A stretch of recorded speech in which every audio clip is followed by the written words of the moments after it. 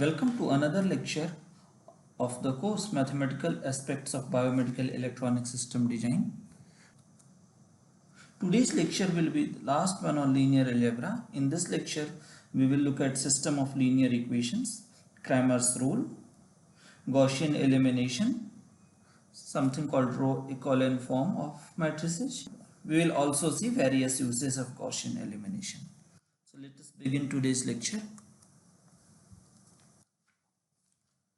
We will start with system of linear equations. Systems of linear equations. Okay. So to begin with, let us fix numbers a1 to an, these are real numbers, and another one b, and also consider variables x1 to xn, these are real variables, and consider the following equation: a1 x1 plus a2 x2 plus dot dot dot an xn is b.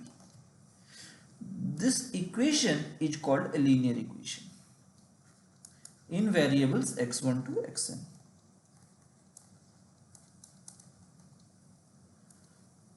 A1 to an are called coefficients, x1 to xn are called unknowns or indeterminants.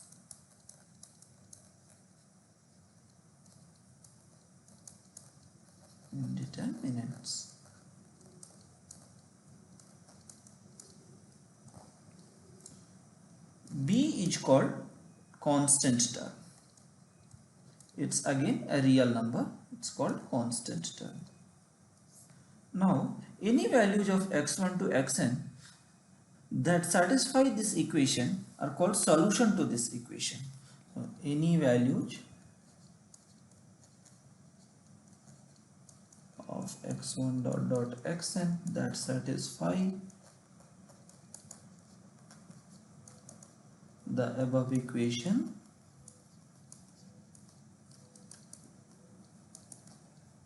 is called a solution. Let us consider an example.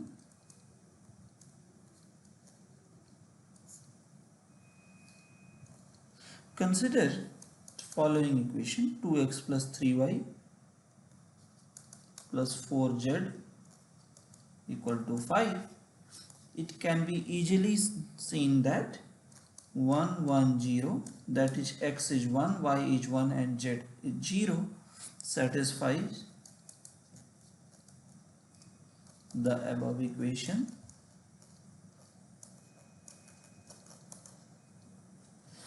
Moreover, minus 1 1 1 also satisfies the above equation.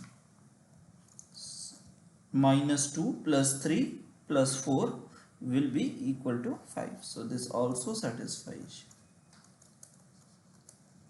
the above equation. So as per the statement above, 1 1 0 and minus 1 1 are solutions to the above equation. So we see that an equation can have more than one solution. Now let us extend these observations to more than one equations. So now we will fix numbers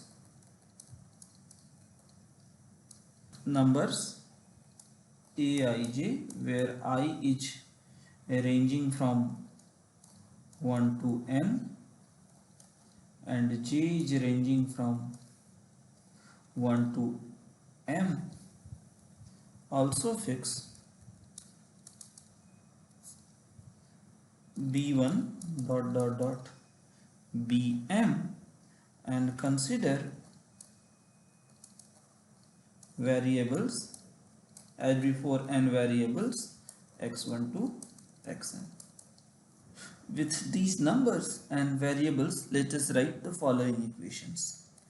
a11x1 plus a12x2 dot dot dot plus a1nxn equals to b1, a21x1 plus a22x2 plus dot dot dot a2nxn equals to b2, and so on.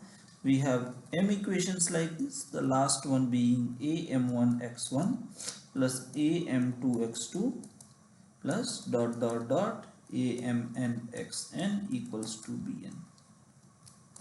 Now we, rather than one equation, we have m equations. This set is called system of linear equations. This set of equations is also called a system of linear equations. Let us now define a matrix A and vectors x and b as follows. Define A to be the following matrix: A11, A12, A1n, A21, A22, A2n, dot dot dot, AM1, AM2, AMN,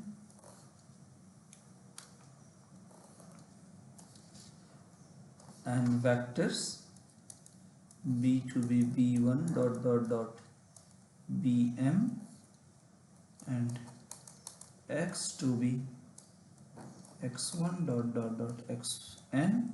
Then the above system of equations can be compactly represented as the matrix equation AX equal to B.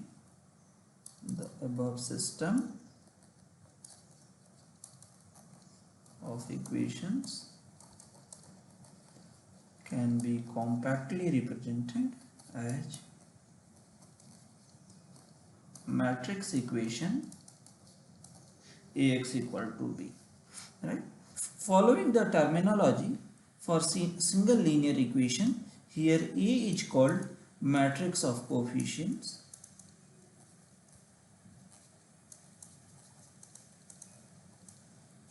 B is called vector of constant terms,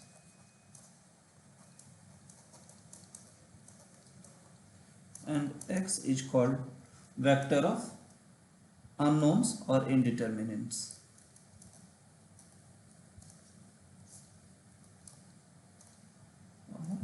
Indeterminates.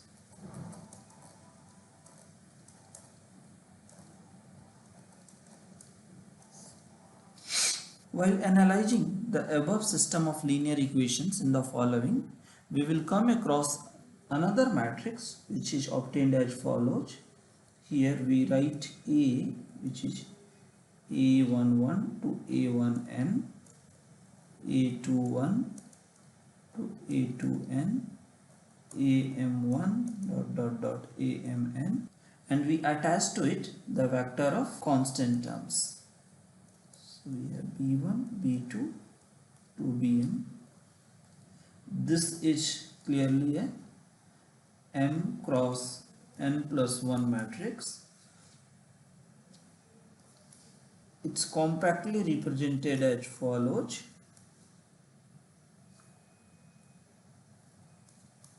And it's referred to as augmented matrix.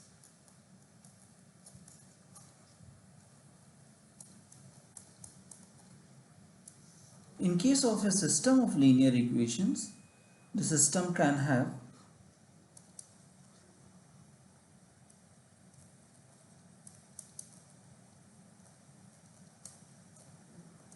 no solution, one solution, or infinitely many solutions.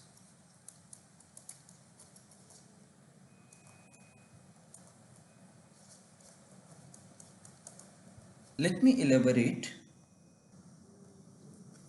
The system of equations Ax equal to b will always have a solution if b equals 0. In that case, the system of equations is called a homogeneous system of equations.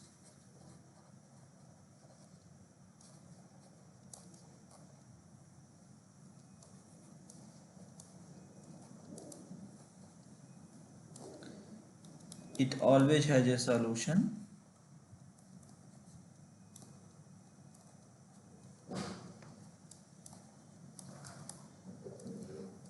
In particular, x equal to all 0 vector itself is a solution.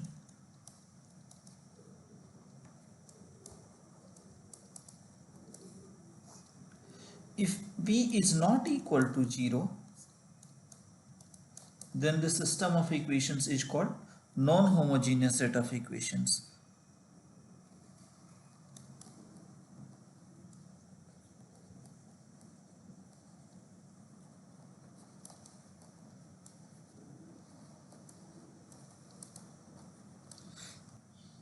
In this case, there will be no solution if rank of A is less than rank of augmented matrix AB. There will be unique solution, that is one solution, if rank of A equals rank of AB,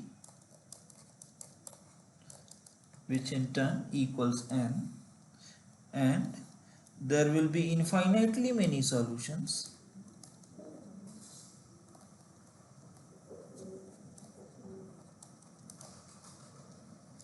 if rank of A equals rank of AB but is less than n. Okay, let's see examples.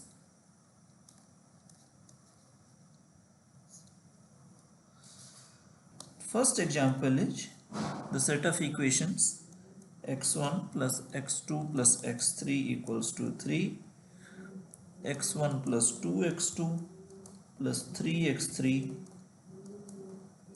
equals to 6, and x2 plus 2x3 is 1. In this case, the coefficient matrix A equals 1, 1, 1, 1, 2, 3, 0, 1, 2.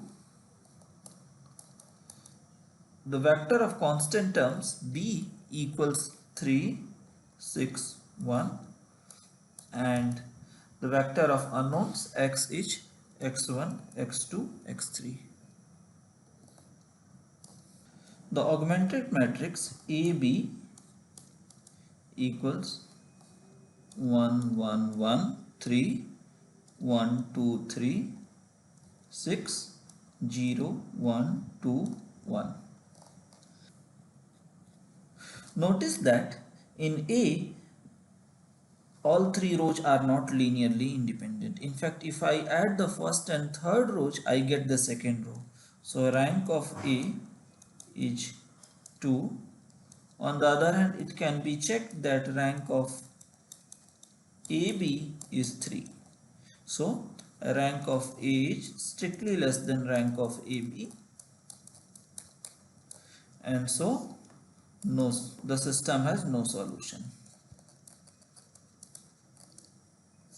Let us see another example.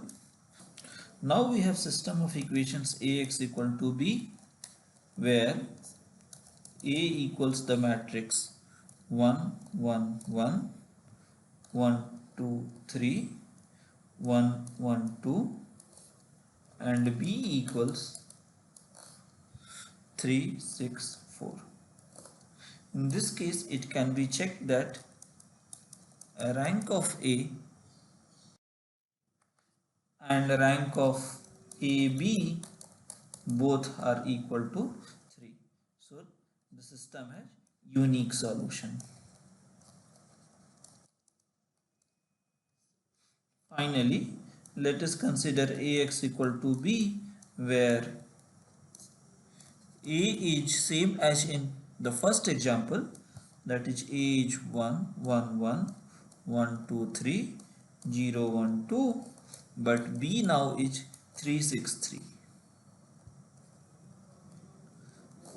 Rank of A, as we saw, is 2, and now it can be seen that rank of AB is also 2. So A and the augmented matrix have same rank, but both is less than the number of variables 3. So in this case we will have infinitely many solutions.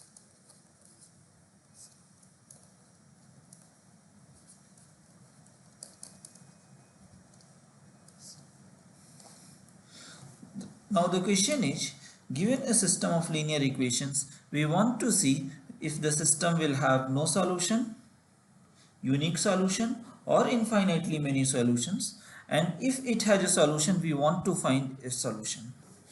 We will first see an algorithm that works in the case of unique solution. That is, it gives the unique solution if the system of linear equations has unique solution, and this method is called Cramer's rule. Let us see what Cramer's rule is. Cramer's rule says that for a system of equations Ax equal to b, it's if it has a unique solution, the solution can be obtained as follows.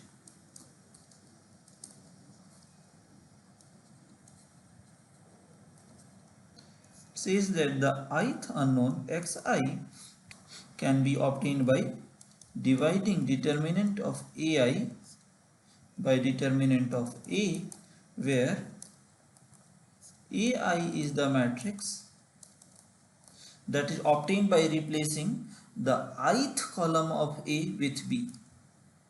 Matrix obtained by replacing ith column in A with B. That is, AI is the following matrix.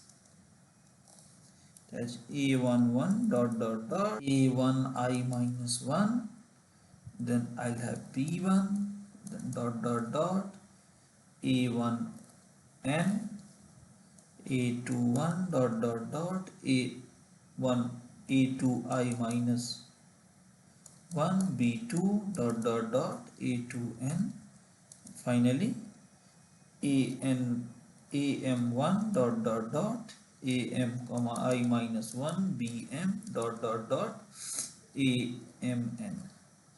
Okay, so the Cramer's involves computing n plus 1 determinants, computing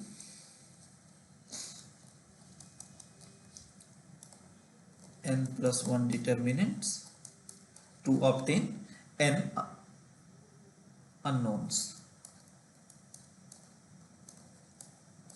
to solve for n unknowns.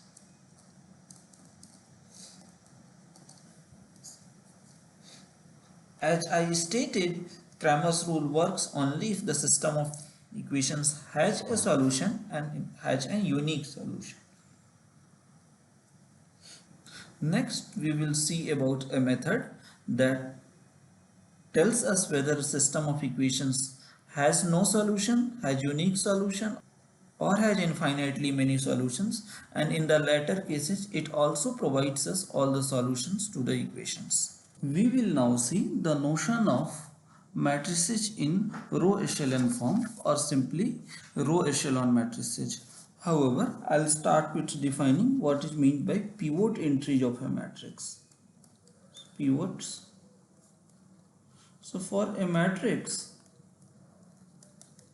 say M cross N matrix, the leading non-zero entry of any row is called pivot.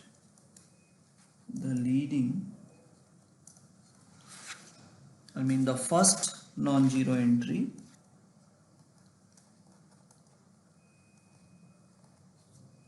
of any row is called a pivot. For instance, if I consider A equal to say 1 1 1 0 0 3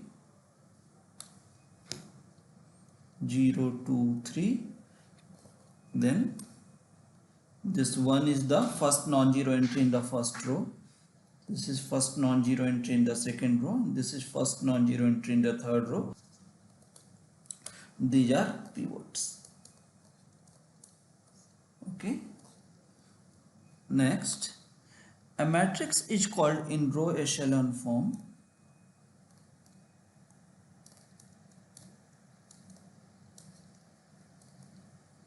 in short REF, or it's simply called RE matrix, row echelon matrix, if the following two conditions are satisfied. First condition is all zero rows, that is rows with no pivots,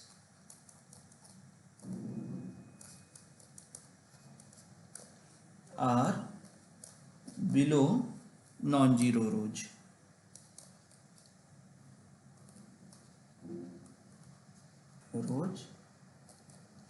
Rows with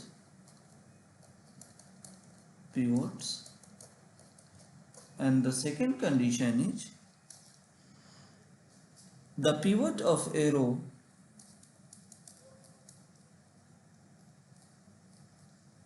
is to the right of the pivot of the row above it. To the right of the pivot of the row above it. Let's see examples.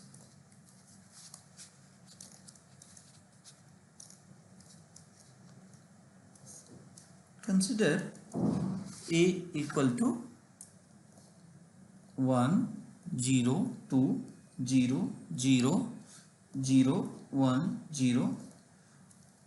Here we see that the 0 row, the second row is a 0 row, whereas third row is not. So first condition is violated. So A is not in row echelon form. Row echelon form. Or we can simply say that A is not a row echelon matrix.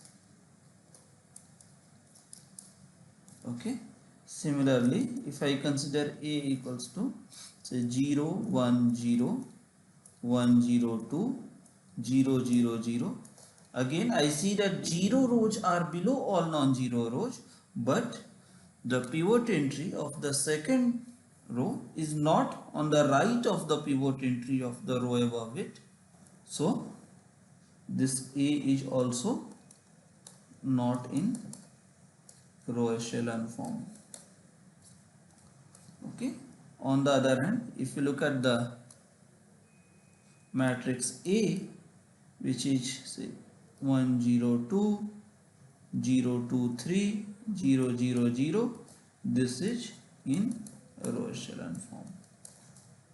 Next we will see the notion of reduced row echelon matrices, which are special cases of row echelon matrices. Reduced row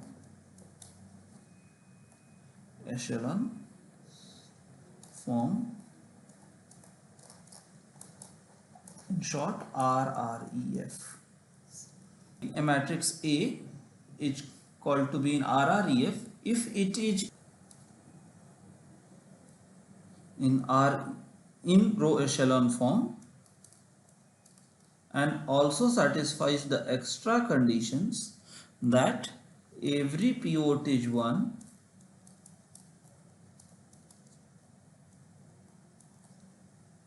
and it is the only non-zero entry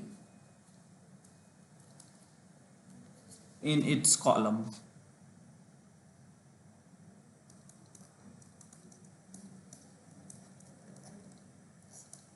In other words, the pivot columns are standard unit vectors.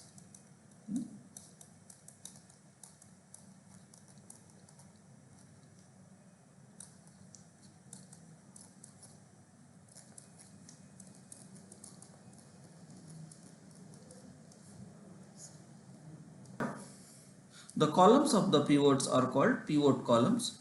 For instance, in this matrix A, all three columns are pivot columns. Let us consider again a few examples.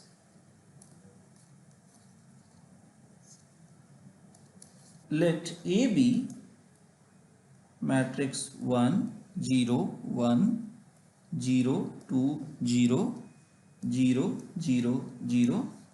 This matrix is in row echelon form, but it is not in row echelon form because the pivot entry in the second row is not 1, not in reduced row echelon form. Okay, let's see another example.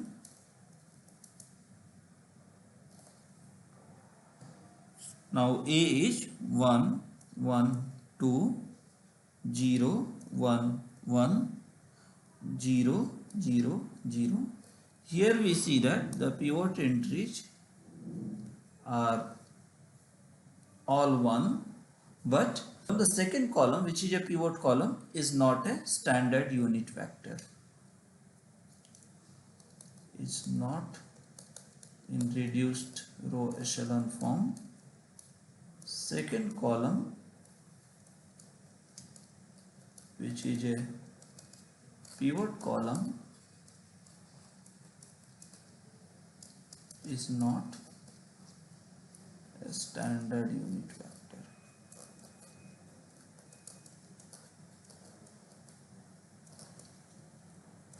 Let's see one more example. Now A is 1, 0, 2, 0, 1, 3, 0, 0, 1. Again we see that the pivot entries are all 1, but this is also not in reduced row echelon form because the last column, which is a pivot column, has other non-zero entries also. Other than pivot, it has other non-zero entries also. It's not in RREF because third column is not a standard unit vector.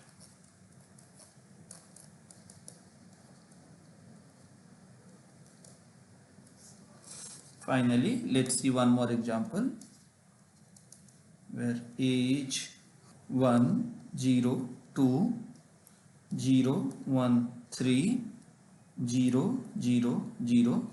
Here we see that all the conditions are satisfied, namely the 0 row is below the two non-zero rows, the pivot entries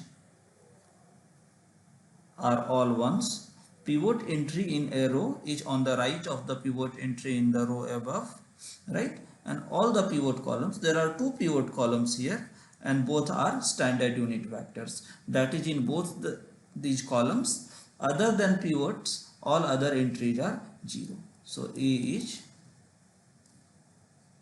RRE matrix, or A is in reduced row echelon form.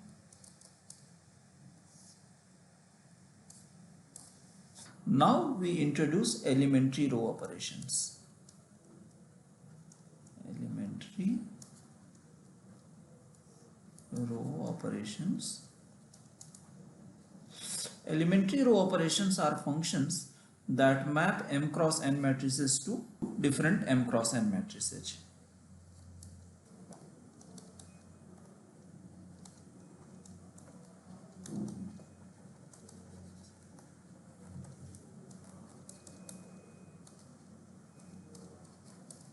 There are three elementary row operations which are as follows.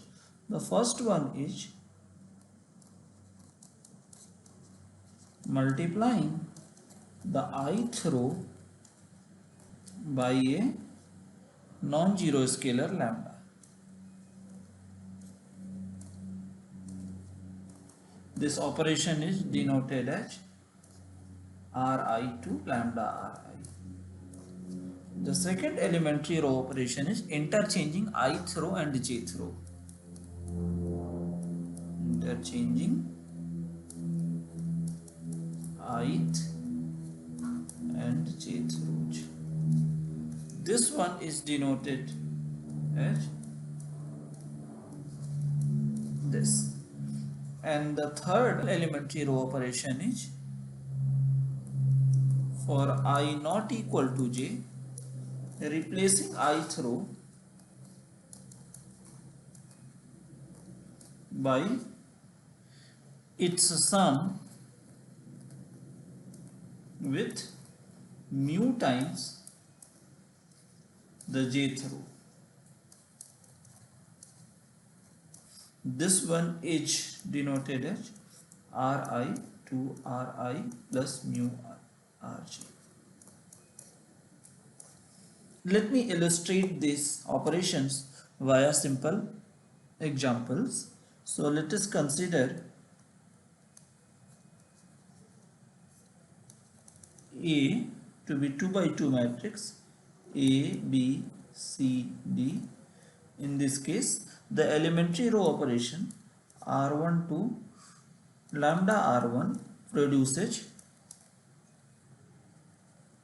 matrix lambda A, lambda B, C, D. Similarly, the interchange operation produces C, D, A, B, and the operation R1 to R1 plus mu R2 produces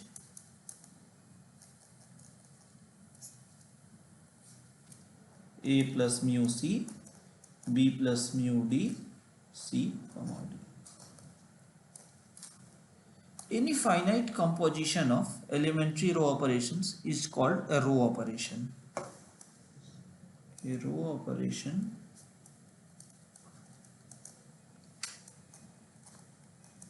refers to a finite composition of elementary row operations.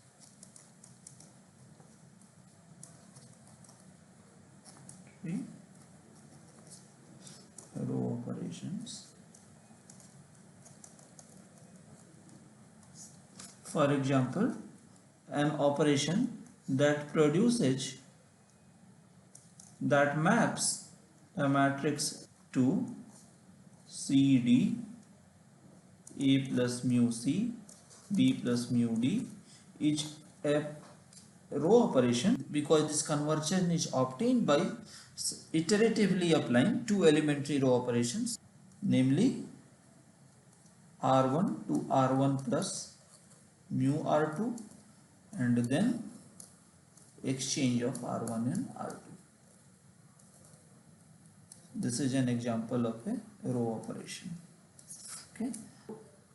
We will see that any matrix can be mapped to a reduced row echelon matrix using a row operation.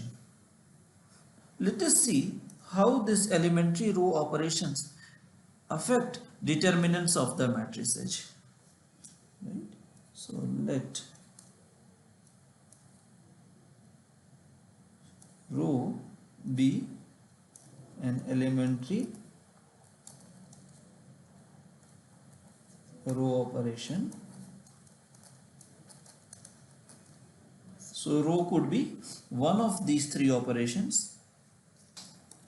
If row is ai going to lambda ai, then determinant of row a will be lambda times determinant of a. If row is interchange of two rows, then determinant of row a is negative of determinant of a. On the other hand, if row is ai going to ai plus mu aj, then determinant of row a is same as determinant of a.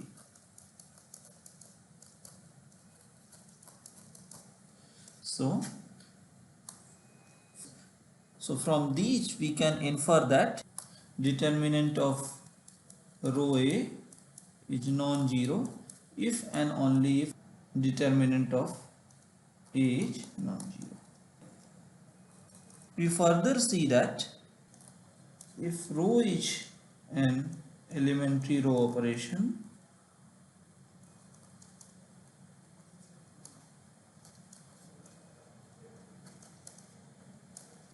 and A is an M cross N matrix, then row of A can be obtained by first applying row to M cross M identity matrix and then multiplying the resulting matrix with A.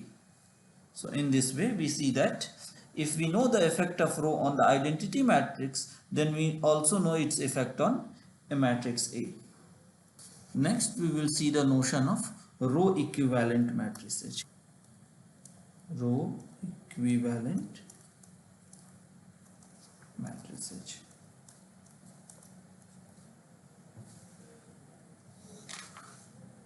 So A, B are matrices of same order are said to be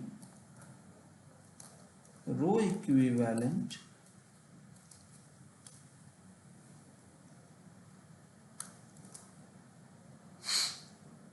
if there is a row operation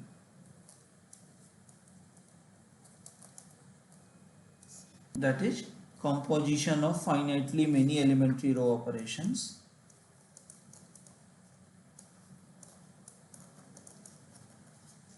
many elementary row operations that maps A to B. Let's see an example.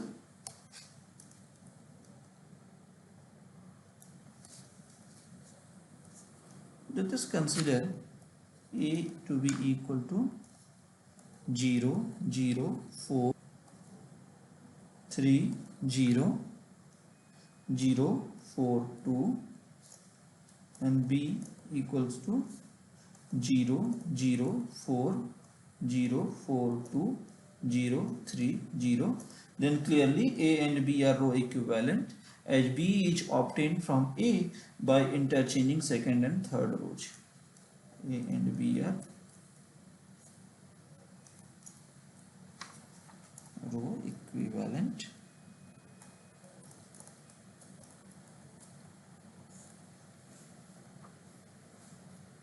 Similarly, if I consider C to be equal to 0, 0, 4, 0, 7, 2, 0, 3, 0. Notice that C is obtained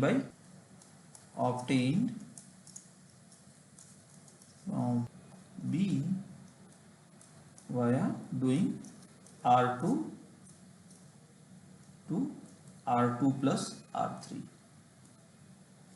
Okay, so C has also been obtained from A via a composition of elementary row operations. So A and C are also row equivalent.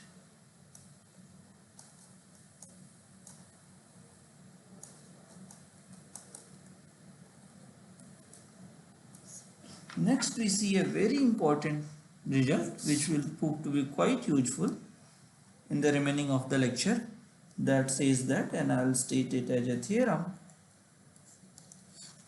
every matrix is row equivalent to a unique row reduced echelon matrix. Every matrix is row equivalent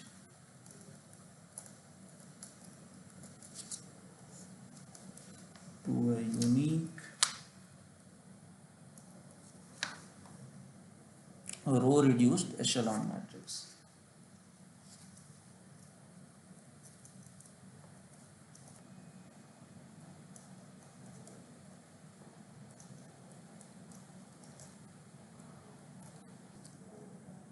In fact, given a matrix A,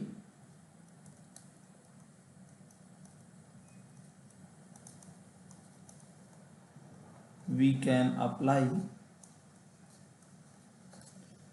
a sequence of elementary row operations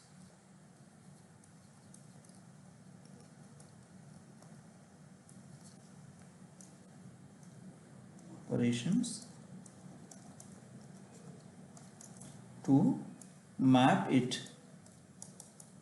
or to convert it to its unique equivalent reduced row echelon matrix. Unique equivalent reduced row echelon matrix.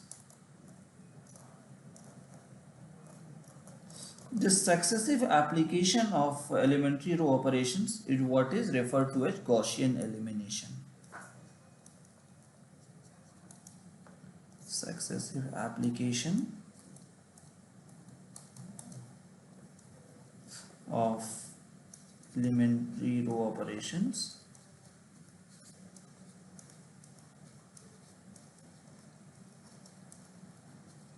is called Gaussian elimination.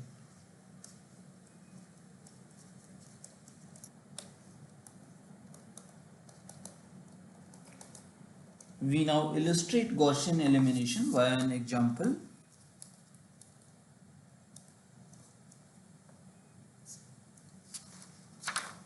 Consider a 4 by 4 matrix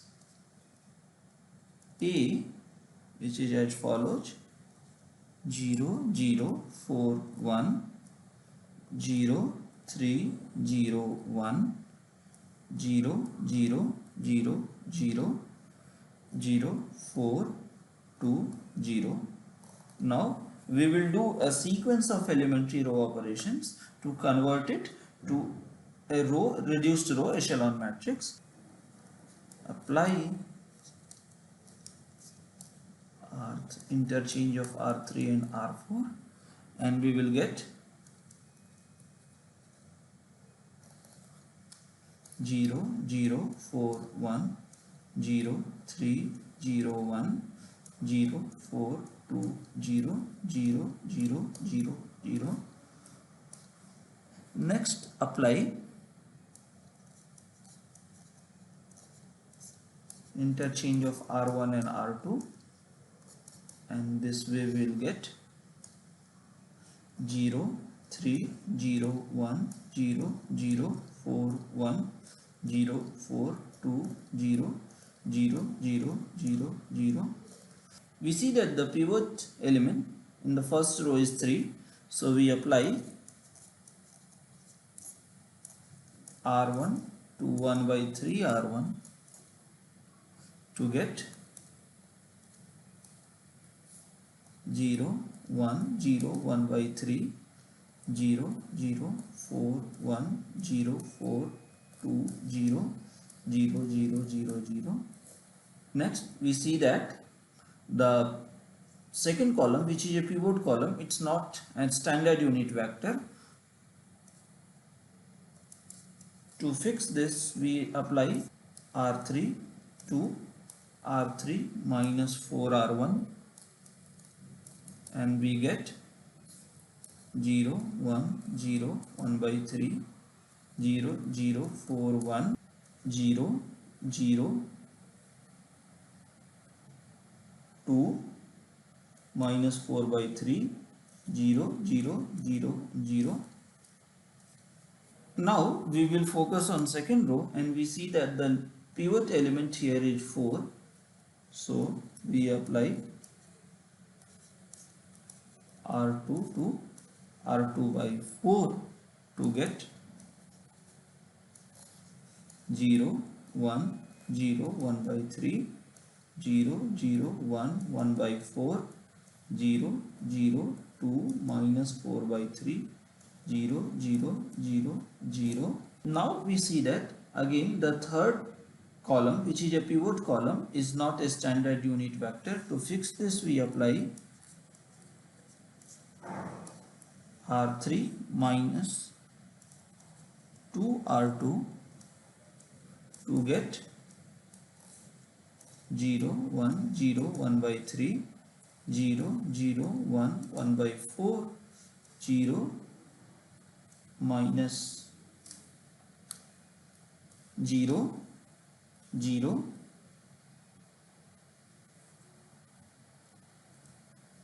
minus 11 by 6, 0 0 0 0. Now we will look at the third row and notice that the pivot entry is not 1.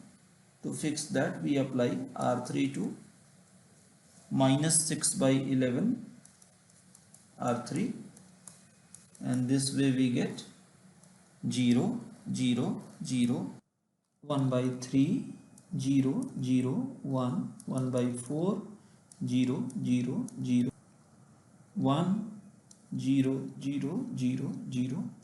Finally, we see that the fourth column, which is also now a pivot column, is not a standard unit vector.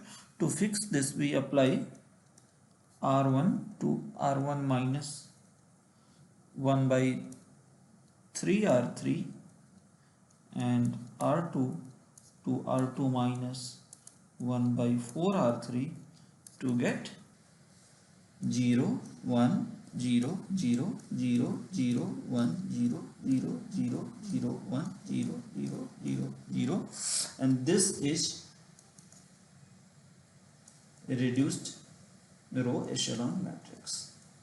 So we saw how we could apply a sequence of elementary row operations to convert A to its equivalent reduced row echelon matrix.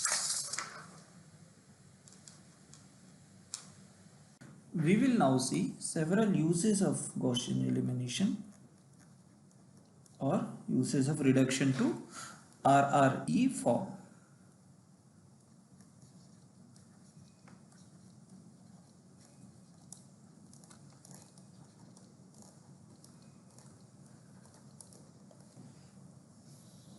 The first application is computation of determinants. Computation of determinants. We have already seen how elementary row operations affect the determinant of matrices. We can now adopt the following procedure to compute determinant of any matrix.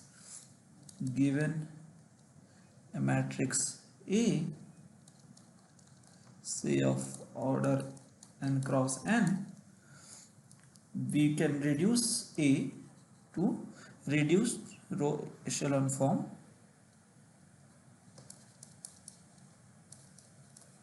In fact, we can stop the Gaussian elimination procedure as soon as we get an upper triangular matrix.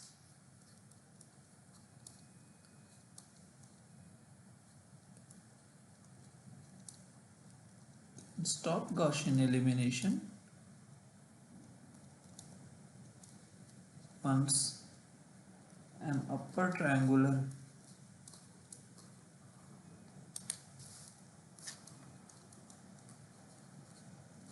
matrix is obtained. So we need not go all the way to reduced row echelon matrix.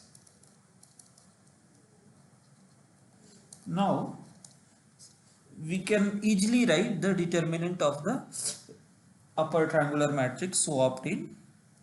So suppose Gaussian elimination stops at B. Elimination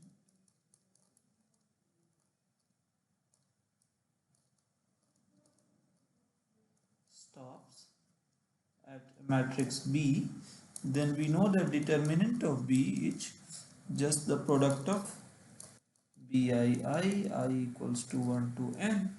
Now we also know how the determinant of A is related to determinant of B.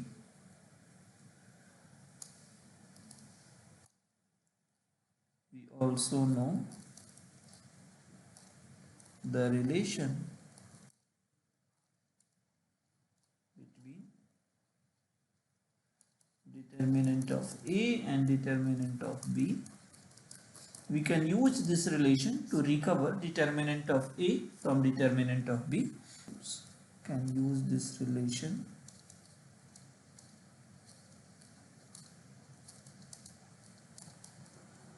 to obtain determinant of A. Let us see an example.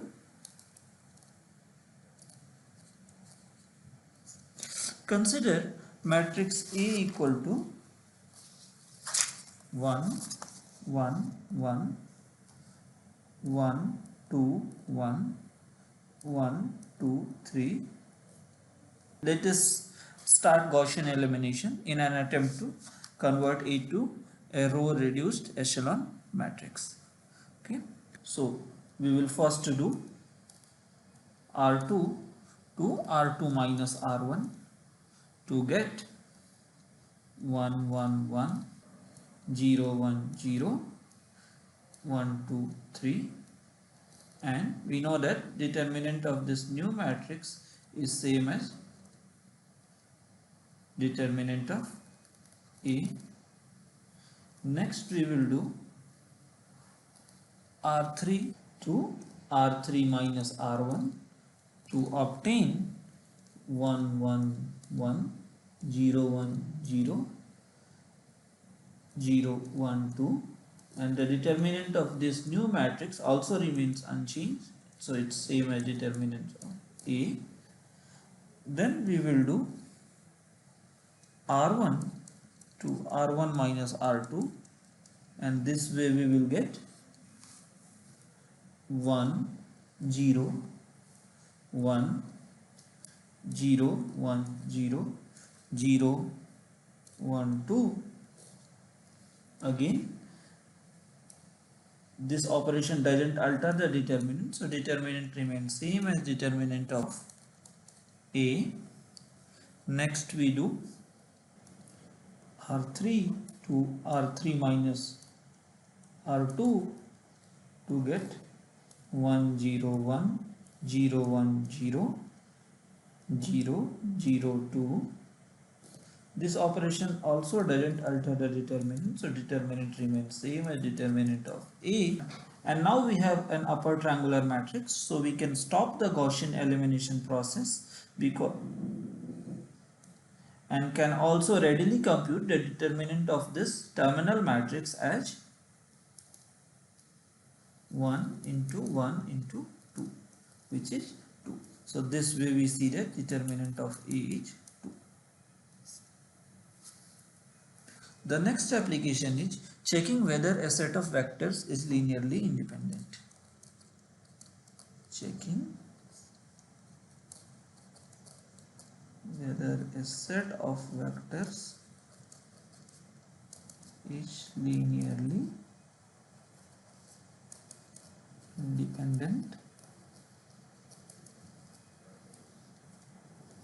Okay, so suppose we are given n vectors v1 to vn, each of them is a vector of length m, v1 to vn in Rm, and we have to determine these vectors are linearly independent or not. What we do is we write a matrix A with v1 to vn as columns of A. Here v1 v2 dot dot dot vn. So this A is a m cross n matrix. Now we reduced A to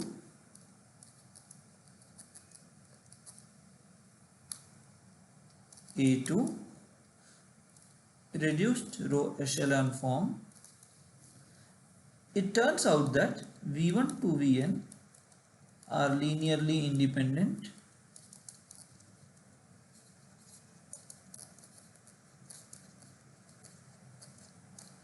if and only if all the columns in the reduced row echelon form of A are pivot columns.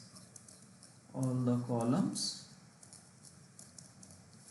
in RREF of A are pivot columns.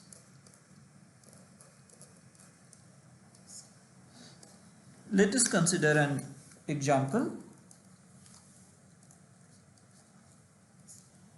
Suppose we are given three vectors 0, 3, 0, 4, 0, 4, 0, 0, 2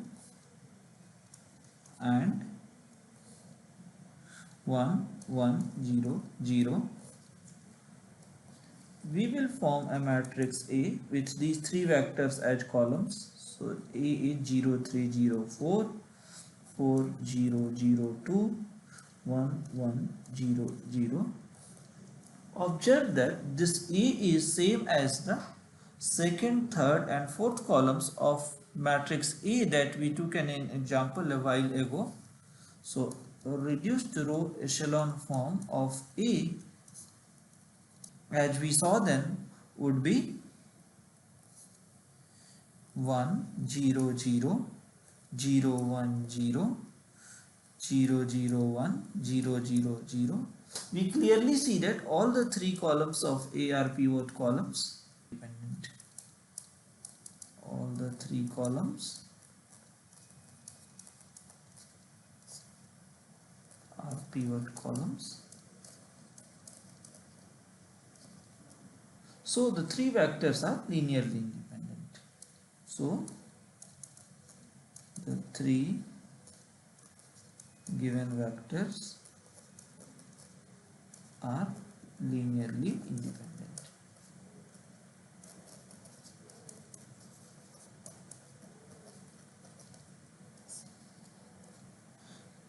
The third application that we will consider determining the rank of a matrix.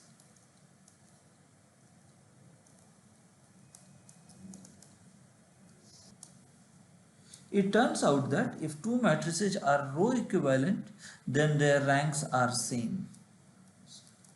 Row equivalent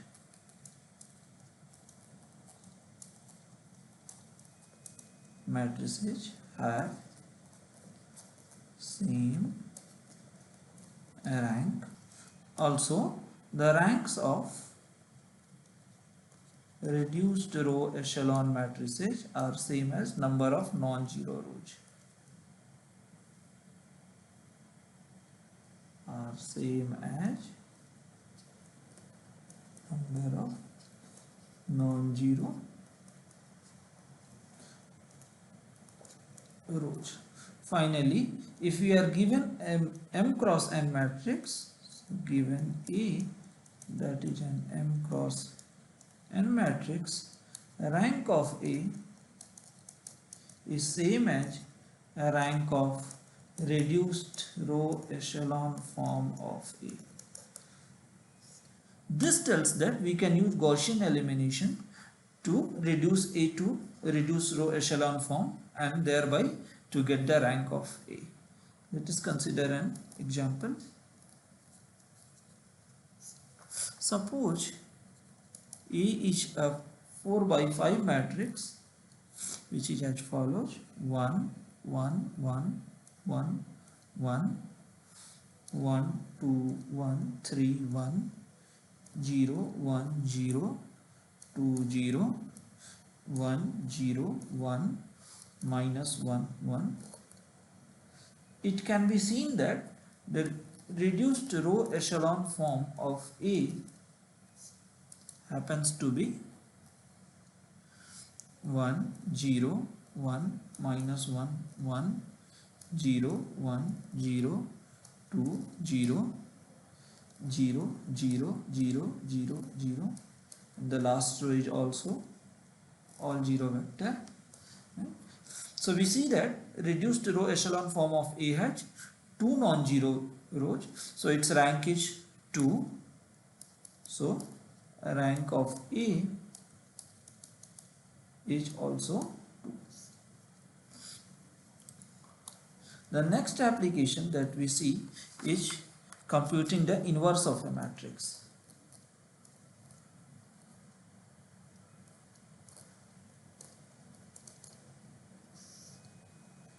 We have already seen that determinant of a matrix is Non-zero if and only if determinant of its reduced row echelon form is non-zero. This tells that A is invertible if and only if reduced row echelon form of A is invertible. A is invertible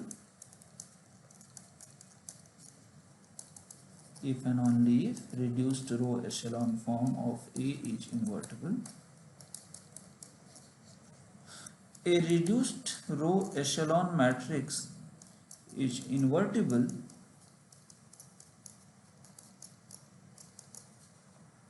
if and only if it is an identity matrix.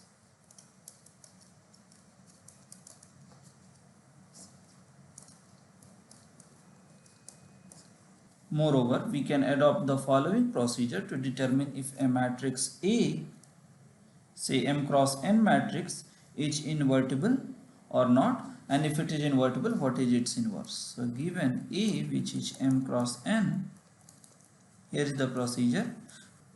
We first write an augmented matrix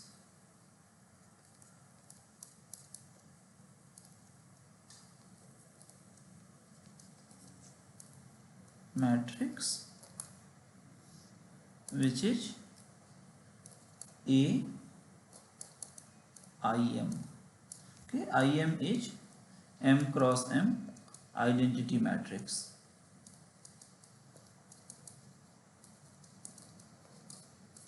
Okay, then we convert AIM to reduced row echelon form. Suppose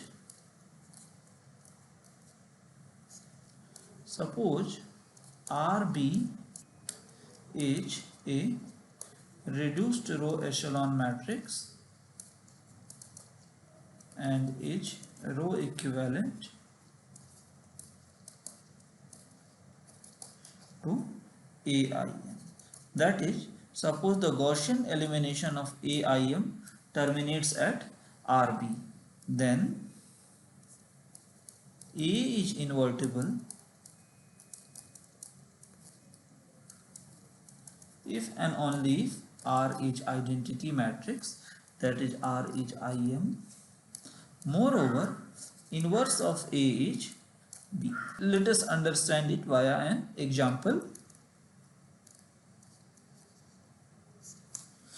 Let's again consider A to be equal to 1, 1, 1, 1, 2, 1, 1, 2, 3. We will first write the augmented matrix AI3, which clearly is 1, 1, 1, 1, 0, 0, 1, 2, 1, 0, 1, 0, 1, 2, 3, 0, 0, 1. If we apply a sequence of elementary row operations, it can be seen that AI3 is row equivalent to matrix RB, that is 1, 0, 0, 0, 1, 0, 0, 0, 1, 2 minus half, minus half, minus 1, 1, 0, 0, minus half, minus half. Clearly, R here is an identity matrix. So, A is invertible, and moreover this submatrix B is inverse of A. So, A inverse is 2 minus half, minus half, minus 1, 1, 0, 0 minus half, minus half.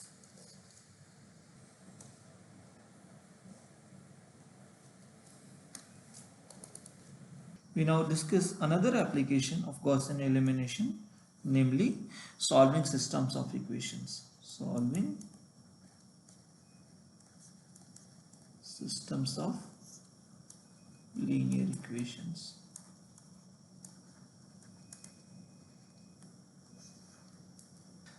Consider a system of linear equations Ax equal to b We start with a very important result that we state as a theorem.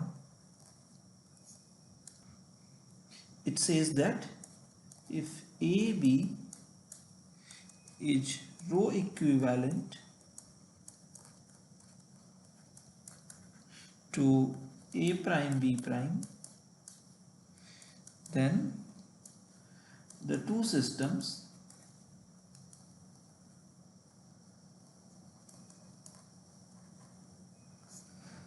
that is Ax equal to B and A prime x equal to B prime have identical solutions, the same solutions.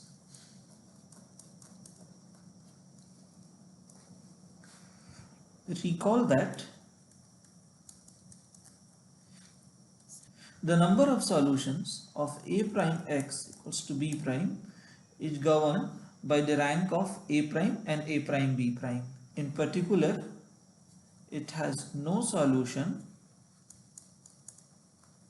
if rank of A prime is less than rank of A prime B prime. Unique solution if rank of A prime is equal to rank of A prime B prime equals n, and it has infinitely many solutions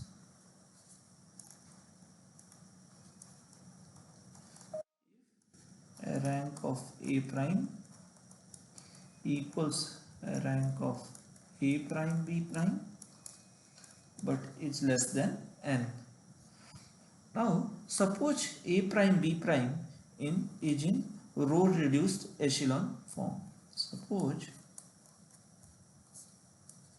A prime B prime is a row reduced echelon matrix, then we can obtain a rank of A prime and a rank of A prime B prime, and also the solutions to A prime x equals to B prime merely by observation.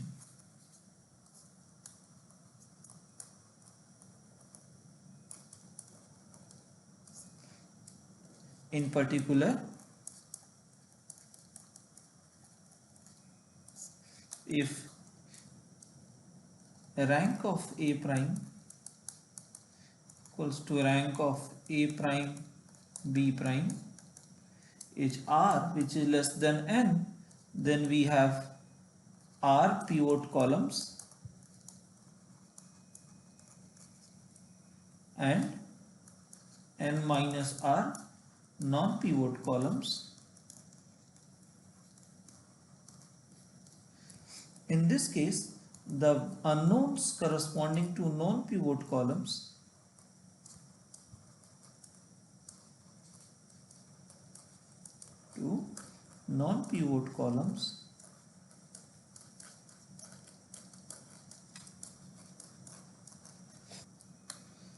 can be set arbitrarily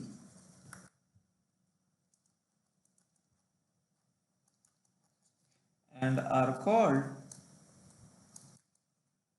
independent unknowns,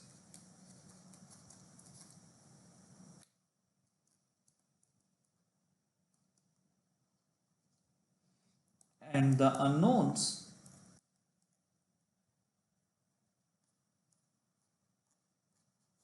corresponding to the pivot columns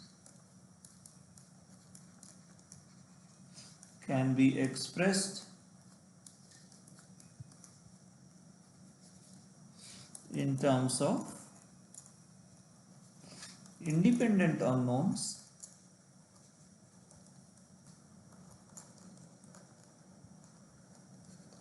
and are called dependent unknowns.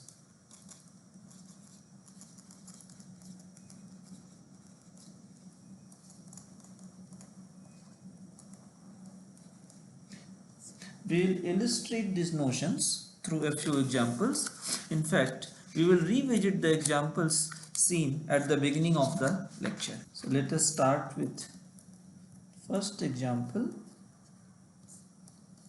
Here we take A to be 1, 1, 1, 1, 2, 3, 0, 1, 2 and B 3, 6, 1.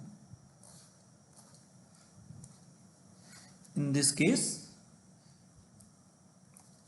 augmented matrix AB is 1, 1, 1, 3, 1, 2, 3, 6, 0, 1, 2, 1.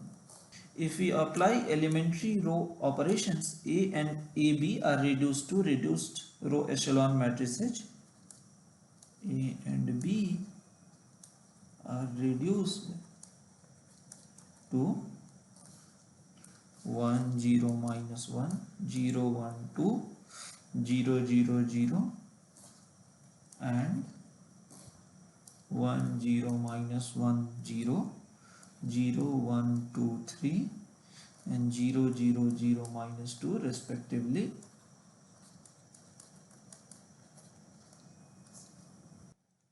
Let us call these matrices A prime and A prime B prime respectively. Then since A prime has two non-zero rows, can be directly seen that rank of A prime is 2, and following a similar argument, rank of A prime B prime is 3.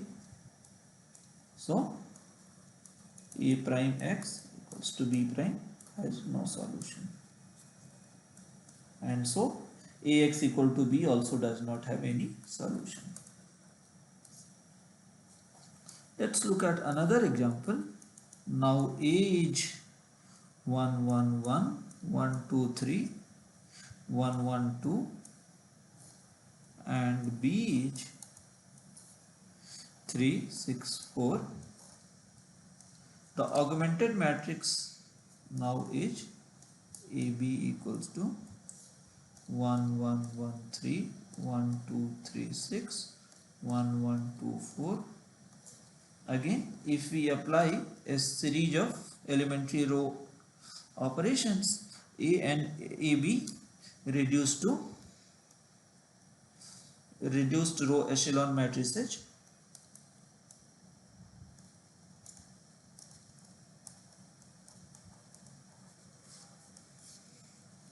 One zero zero, 0 1 0, 0 0 1 and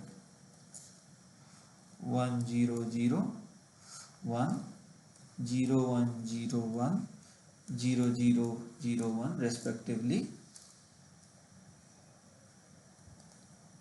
If I define the first one to be A prime and second one to be A prime B prime, now I see that a rank of A prime is same as rank of A prime B prime. Both have same number of non-zero rows, that is 3, and so Ax equal to B has a solution, has a unique solution, and this unique solution can be directly read from A prime x equal to B prime, which is nothing but x1 equals to x2 equals to x3 equals to 1 in this case. Let us now see one more example. Now A is 1 1 1, 1 2 3, 0 1, 0 1 2 and B is 3 6 3. The augmented matrix now is 1 1 1 3, 1 2 3 6, 0 1 2 3. Now if we apply a series of elementary row transformation, we get a reduced row echelon augmented matrix, that is RRE augmented matrix.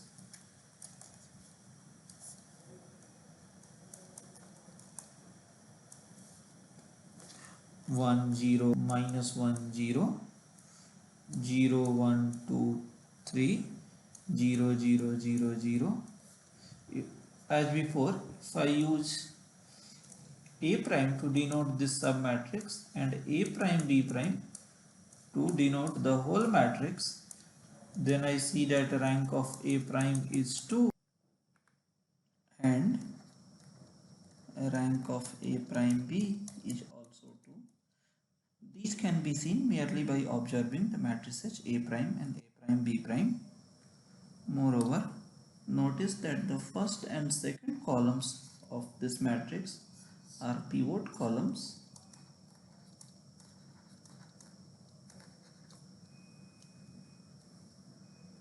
Hence, x3 is an independent unknown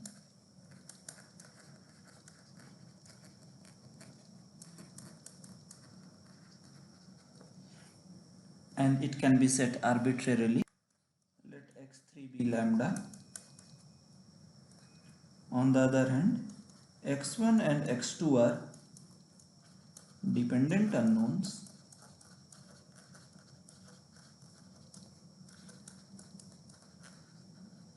The values of x1 and x2 depend on x3 as follows. x1 minus lambda is 0 and x2 plus 2 lambda is 3. These two equations together give x1 equals to lambda and x2 equals to 3 minus 2 lambda. Clearly, in this case, we have infinitely many solutions. A general solution will be of the form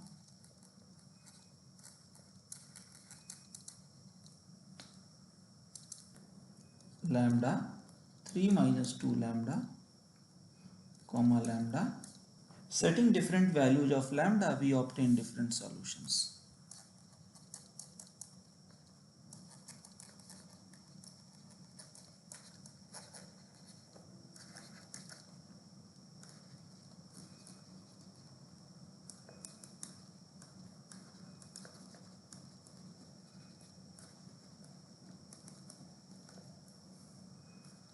This brings us to the end of this lecture.